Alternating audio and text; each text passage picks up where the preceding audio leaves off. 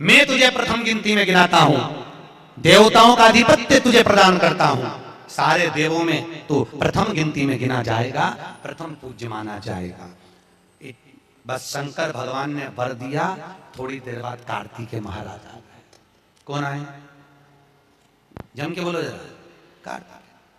और कार्तिकेय जी आए और आकर बोले, पिताजी दंडवत करा, प्रणाम करा, साष्टांग करा, मैं परिक्रमा कर कर आ गया।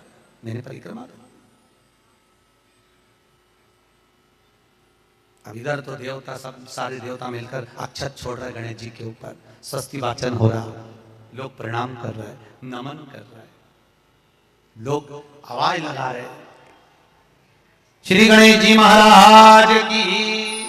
अब सारी दुनिया में आवाज लग रही गणेश। तो कार्तिकेय ने पूछा, माँ ये गणेश जी का जयघोष क्यों हो रहा है, गणेश जी के जयकारे क्यों हो रहे हैं, गणेश जी के लिए इतना जयघोष? तो माता पार्वती ने भगवान शंकर के शब्दों को कार्तिकेय को सुनाया। कार्तिकेय रो पड़े, माँ मैं परिक्रमा कर कर आया, गणेश जी ने केवल आपकी परिक्रमा लगा ली, आपने उसको प्रथम गिनती में मान लिया। माँ उसने बुद्धि का परिचय दिया और मैंने कर्म का परिचय दिया। बुद्धि का परिचय, कर्म का परिचय।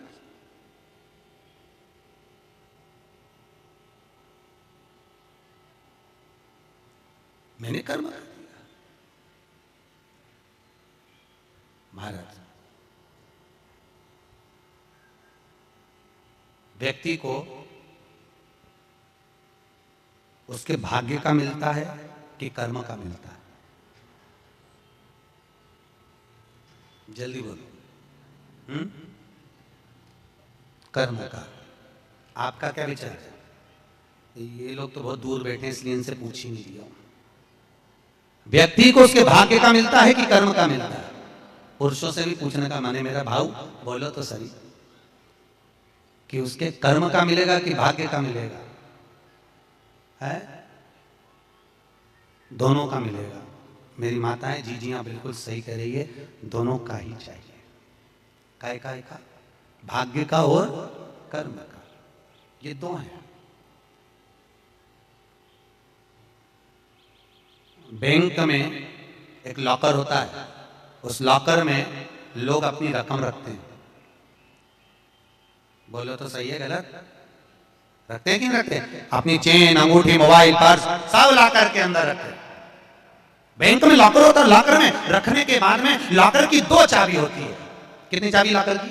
दो। एक चाबी तुम्हारे पास, एक चाबी मैनेजर के पास। तुम्हारी चाबी कितनी भी लगा लो, जब तक मैनेजर की चाबी नहीं लगेगी तब तक वो लॉकर, अरे बोलो जम के, नहीं खुलेगी। और बैंक का मैनेजर कितनी भी चाबी लगा ले, लॉकर खुलेगा क्या?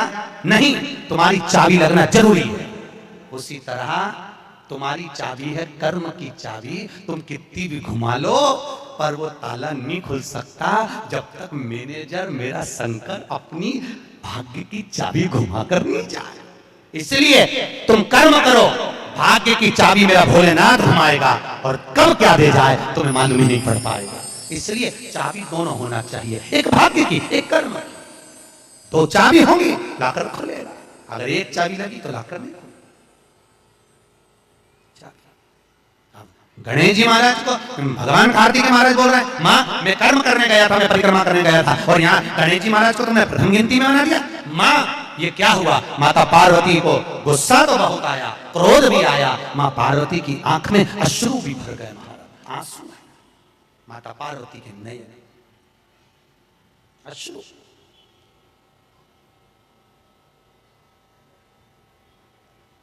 माँ खड़ी हो गई। माता पार्वती ने आज खड़े होकर भगवान भोलेनाथ जी से निवेदन करा, आपने अपनी जिंदगी की ये गलती कर दी। क्या गलती? शंकर भगवान पूछ रहे हैं, कौन सी गलती? तुमने गणेश जी को प्रथम गिनती में बना दिया, कार्तिकेय भी तो गया था, अगर कुछ थोड़ा सा आशीर्वाद रखना था तो कार्तिकेय के लिए रखना था, पर तुमने केवल गणेश को प्रथम गिनती में बनाया है, ये तुम्हारी गलती है। तो गणेश जी ने परिक्रमा भी तो करी है। माता पार्वती खड़े होकर शंकर भगवान से बोली, भोलेनाथ मैंने अपनी जिंदगी में आपसे कभी कुछ नहीं मांगा, पर आज तुम्हारी यह पार्वती तुमसे एक वर चाहती है। शंकर भगवान ने कहा, मांग, तुझे क्या चाहिए? पार्वती कहती है, आज के बाद तुम्हारी कभी पूर्ण परिक्रमा ना लगे, आज के बाद तुम्हारी कभी पूर्ण प्रदक्षिणा ना हो, पूर्ण नहीं होना चाहिए। कौन ने मांगा? जम के बोलो, पार्वती। शंकर की पूर्ण प्रदक्षिणा माता पार्वती ने कह दिया, भोलेनाथ आज के बाद ना, क्योंकि तुम भोले हो, तुम्हारे आसपास कोई घूम लेता है, तुम उसको कुछ भी निकाल कर दे देते हो। होता है, दो बहुएं होती हैं, एक बहू रहती है पूना में, बोलो कहां, मुंबई या पूना, और दूसरी बहू तुम्हारे साथ रहती है, अरे बोलो जम के, एक दूर रह रही है और एक तुम्हारे साथ रह रही है। पर सास को जो साथ रह रही है ना, रोज पूछ रही है ना, वो अच्छी नहीं लगती, वो जो दूर रहती है ना, उसका गुणगान 24 घंटे करती है। ये डोकरियों की आदत भी बुरी बुढ़िया, बड़ी बुढ़िया। जो पास रह रही वो अच्छी नहीं लग रही, जो दूर रह रही ना, वो दिवाली पे आती है, बस दिवाली पे 30 त्योहार पर आती है, और दिवाली पे आते और आके पल्लू वल्लू लेके मम्मी जी मम्मी जी मम्मी जी करके आई आई करके बस 2-4 बार इधर उधर घूमेगी और सास इतनी खुश हो जाएगी, तुरंत अंगूठी निकाल के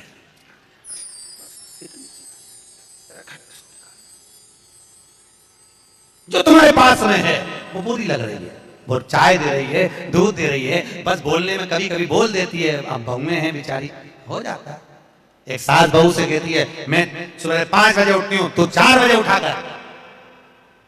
अब वो झगड़ा करते करते हमारे पास आ गए, और हमारे पास आके बोली, गुरुजी ये मेरी सास मुझे परेशान करे। मैंने बोला तेरी सास को क्या बोल रही है? तो क्या मैं 5 बजे उठूं तो बहू 4 बजे उठना चाहिए।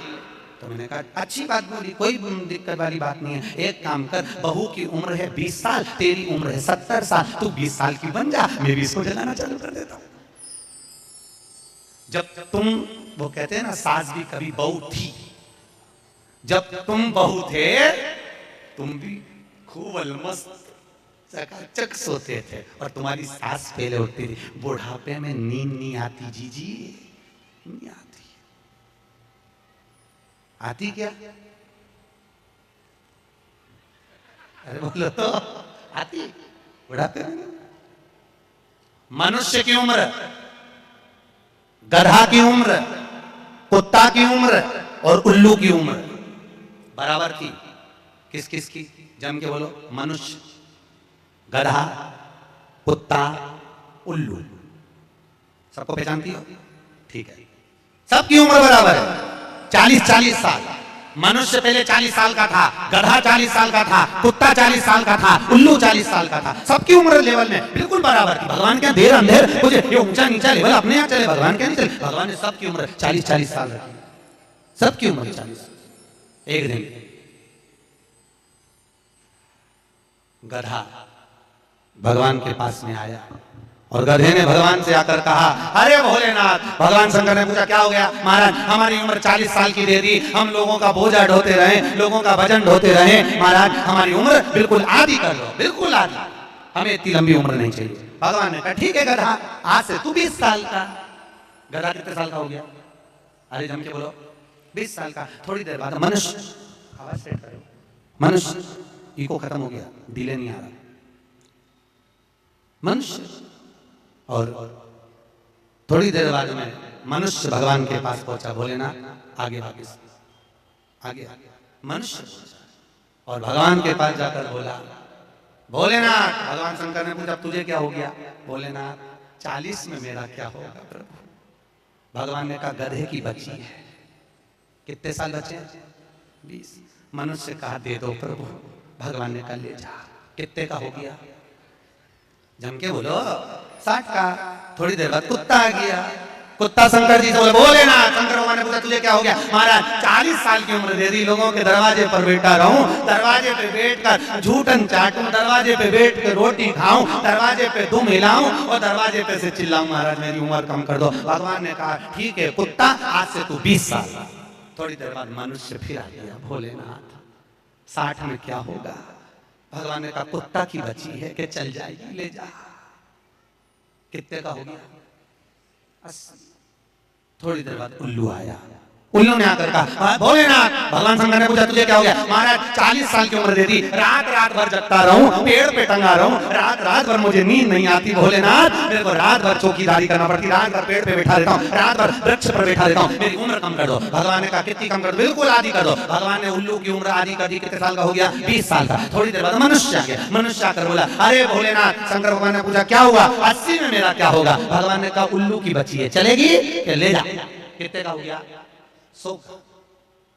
अब तुम खुद देखो, 40 वर्ष तक मनुष्य अपनी जिंदगी को सही जीता है। कितने साल? जम के बोलो जरा। 40 साल तक मनुष्य अपने जीवन को सही जीता है। खूब खाता, आराम से पछता, खूब डेंटिंग पेंटिंग सब चकाचक, कपड़े मोपड़े सब जोरदार, रकम मकम सब पहने, खूब अच्छा लगे, क्योंकि 40 वर्ष की जिंदगी तुम्हारी है। तो 40 साल तक मनुष्य अपने जीवन को सही जीता है। 40 के बाद किसकी लगी थी? जम के बोलो। गधे की। तो 40 से 60 तक मनुष्य गधे जैसा बोझल होता है। बच्चों को बड़ा करना है, शादी करना है, मायरा भरना है, परिवार को पालना है, तो बोझा ढोया। जैसे गधा बोझा नहीं ढोता, ऐसे 60 तक बोझा ढोया। 60 के बाद उम्र किसकी लगी? कुत्ता की। जब 80 की उम्र में आता है तो कुत्ते को दरवाजे पे रखा जाता है। जब तुम्हारी 80 की उम्र होगी तो घर के लोग कुर्सी डाल के, खटिया पलंग दरवाजे के पास हॉल में बिठा देंगे, वहीं बैठे, और रोटी भी दरवाजे के पास, चाय भी दरवाजे के पास, क्योंकि कुत्ते को अंदर परमिशन नहीं है, बाहर। और कोई भी मिलने आया तो वहीं से चिल्लाया, वहीं से आवाज लगाया, क्योंकि कुत्ते की उम्र लगी है। अब कुत्ते के बाद में 80 के बाद 80 से 100 उल्लू की। डॉक्टर साहब क्या गए? डॉक्टर साहब मुझे रात में नींद नहीं आती। डॉक्टर साहब ने टेबलेट दे दी, नींद की गोली दे दी, डॉक्टर साहब ने इंजेक्शन लगा दिया। कितने भी अच्छे अच्छे डॉक्टर को दिखा लेना, पर 80 से 100 साल की जब उम्र होगी, डॉक्टर को क्या मालूम कि किसकी लग गई। शिव महापुराण कहती है 80 से 100 में कितनी भी दवाई खाओ, कितने भी इंजेक्शन लगवाओ, पर रात्रि को नींद नहीं आएगी। गोली खा भी लोगे तो रात के 1:30-2 बजे तक चकाचक सोएगी, 2 बजे के बाद उल्लू जैसी बैठी रहेगी।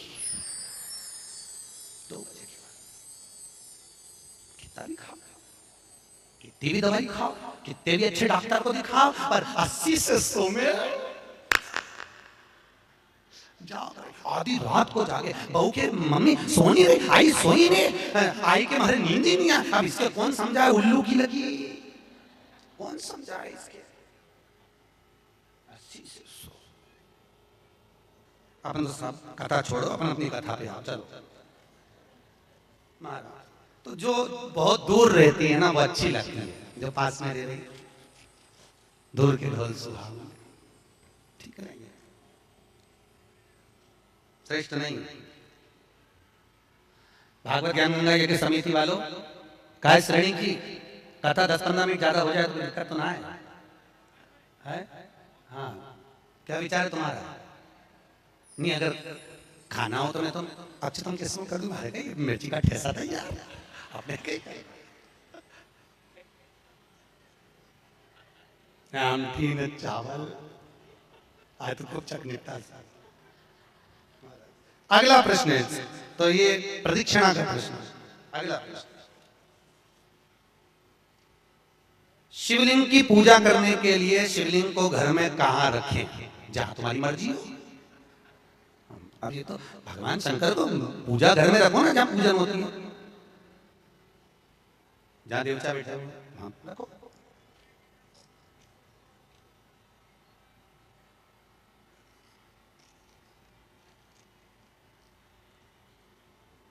पीपल के पेड़ को सोमवती अमावस्या के दिन 108 फेरी क्यों लगाई जाती है? बहुत बढ़िया। हमने तो नहीं की कि लगाओ, अब तुम्हारा मन है 108 लगाने का।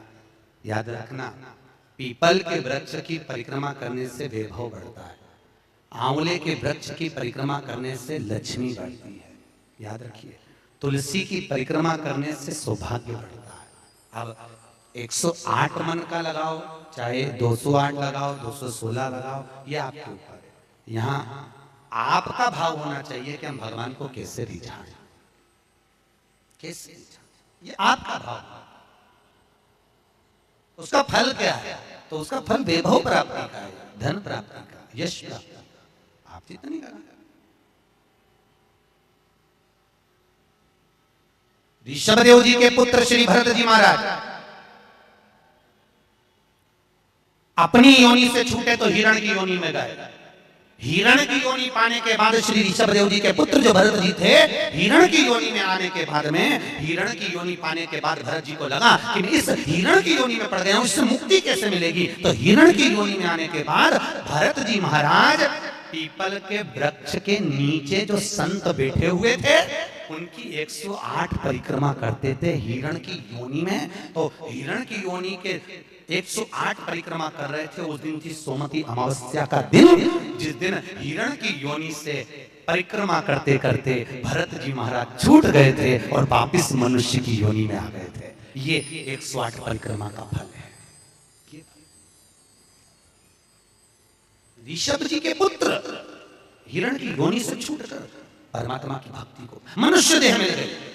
शायद हो सकता है हम मानव की देह में हैं और मनुष्य की देह में आकर हम भगवान की 108 परिक्रमा लगाते हैं, हम भगवान का भजन करते हैं, 108 परिक्रमा के अंतर्गत हम डूबे रहते हैं, तो हो सकता है मनुष्य की योनि से छूटकर हम देव योनि में चले जाए, भगवान की परास प्राप्त हो। मां तो शास्त्र कह रहा है अंजना माता गौतम बाबा से कहने पर शंकर की आराधना कर रही और आराधना करी माता अंजना ने, शिव जी की आराधना करी, शंकर की जब आराधना करी, शंकर का अभिषेक करा, भगवान भूत भावन प्रसन्न हो गए और शंकर भगवान ने उसी समय माता अंजना को वर प्रदान करा, तो चिंता मत कर तेरे घर में पुत्र होगा। पुत्र तो क्यों चिंता कर? भगवान शंकर जब भी देते हैं छप्पर फाड़ के देते हैं। भगवान कृष्ण के यहाँ कितने बच्चे दिए? 1,77,000। अब अंजना माता के यहाँ भगवान संतान दे रहा है। भगवान अंजना माता के यहाँ हनुमान जी महाराज कितने भाई थे? माता अंजना के गर्भ से जो संतान हुई थी, हनुमान जी महाराज सबके भाई कितने थे? हनुमान जी कितने भाई? अरे बोलो तो सही, हनुमान जी भाई कितने हैं? सगे भाई कितने हैं हनुमान जी महाराज? तो अंजना माता ने जब भगवान शिव की आराधना करी, शंकर की जब आराधना करी, तब भगवान शंकर प्रसन्न हुए। समय बीता, माता अंजना के गर्भ में भगवान शंकर के तेज पुंज को पवन देव ने ले जाकर माता अंजना के गर्भ में स्थापित करा। स्थापित करने के बाद पूर्णिमा के दिन, चैत्री पूर्णिमा के दिन, भगवान अंजना माता के गर्भ से शंकर का ही एक अवतार श्री हनुमान जी महाराज प्रकट हुए हैं। महाराज श्री हनुमान जी महाराज की। हनुमान जी सगे भाई हैं 6। कितने भाई हैं? 6 सगे भाई। सबसे पहले नंबर हनुमान, फिर गतिमान, केतुमान, धृतिमान, यतिमान, ऐसे हनुमान जी महाराज के 6 भाइयों का क्रम वर्णन किया गया है। कितने भाई हैं? 6। हनुमान जी महाराज का एक भाई है जिसका नाम है गतिमान। क्या नाम है? गतिमान।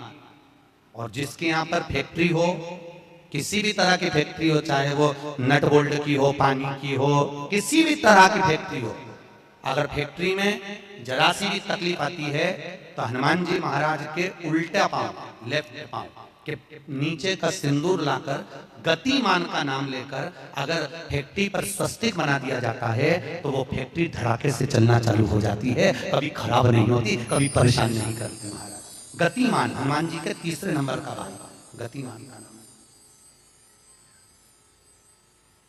ये जो राजनेता होते हैं ना, जब चुनाव लड़ने के लिए जाते हैं और उन्हें विजय प्राप्त करना है तो विजय पाने के लिए वो एक ही काम करते हैं। हनुमान जी के तीसरे नंबर का भाई गतिमान, उस गतिमान के नाम से जो व्यक्ति युद्ध करने के लिए जा रहा है या विजय पाने के लिए जा रहा है, अपने बराबर का लच्छा, लच्छा जानते हो, नाड़ा मोली, उसको नाप कर गतिमान के नाम से लपेट कर हनुमान जी के मंदिर में रख देता है और उस मोली को फिर अपने हाथ पर बांध लेता है, तो वो हार नहीं सकता, विजय ही प्राप्त करेगा। गतिमान का इतना प्रभाव है, चाहे कुछ नहीं।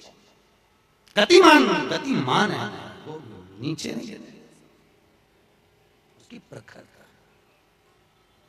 गतिमान। श्री हनुमान जी महाराज का प्रकट हुआ। अंजना माता के गर्भ से श्री हनुमान जी महाराज प्रकट हुए। पवन तनय संकट हरण मंगल मूर्त रूप, राम लखन सीता सहित हृदय बसौ सुर भूप। श्री हनुमान जी महाराज प्रकट हुए। देवताओं ने पुष्पों की वृष्टि करी, गंधर्व गान करे, अप्सरा नृत्य करी, चारों तरफ सुख समाहित हुआ। श्री हनुमान जी महाराज की हनुमान जी महाराज प्रकट हुए। रावण को मारने में सबसे ज्यादा सहयोग किसने करा था? अरे जम के तो बोलो, हनुमान जी। पूरी पृथ्वी पर सबसे ज्यादा मंदिर किसके हैं? बोलो तो हनुमान के।